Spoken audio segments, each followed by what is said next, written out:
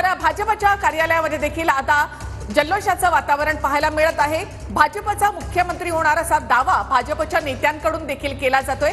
भाजप 128 जागांवर आघाडीवर, शिवसेना 53 जागांवर, तर महायुती म्हणून 215 जागांची आघाडी आणि महाविकास आघाडी 54 जागांवर आघाडीवर। तर हा विजय जल्लोष आपण पाहतोय कणकवलीमध्ये। आपण पाहतोय नितेश राणे यांना कार्यकर्त्यांनी खांद्यावर घेतलेला आहे, गुलालाची उधळण केली जाते। नितेश राणे यांचा हा विजय जल्लोष आपण पाहू शकतो।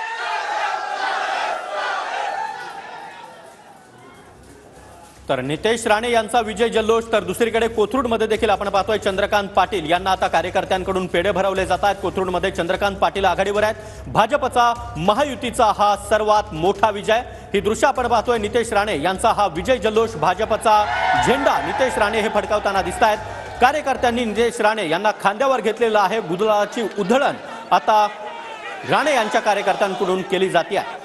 तर भाजप 127 जागांसह सर्वात मोठा पक्ष, महायुती 214, तर महाविकास आघाडी 54 जागांवर।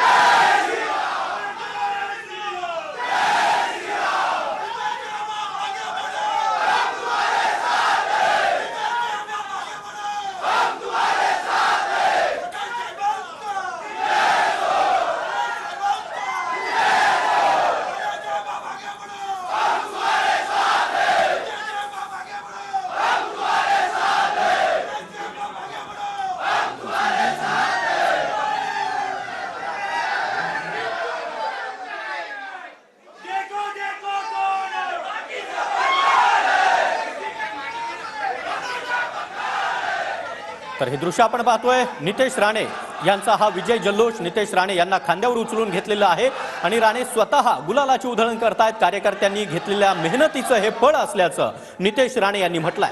तर राज्यामध्ये भाजपचा आतापर्यंतचा सगळ्यात जास्त स्ट्राईक रेट राहिलाय। भाजपचा स्ट्राईक रेट 84% राहिलेला आहे। 127 जागांवर आता सध्या भाजप आघाडीवर, सगळ्यात मोठा पक्ष भाजप ठरलेला आहे आणि या सगळ्या विजयाचे शिल्पकार आहेत ते देवेंद्र फडणवीस। तर राज्यामध्ये भाजपचा आतापर्यंतचा सर्वात जास्त स्ट्राईक रेट, 148 जागा भाजपनं लढल्या, त्यापैकी 127 जागांवर भाजप सध्या आघाडीवर आहे। त्यामुळे 84% इतका स्ट्राईक रेट हा भाजपचा राहिला। तर भाजप 127, शिवसेना 53, तर महायुती एकूण पाहायची झाली तर 214 जागांवर आघाडीवर आहे। काँग्रेस, ठाकरे गट आणि पवार गटाचा सुपडा साफ झालेला पाहायला मिळतोय। काँग्रेस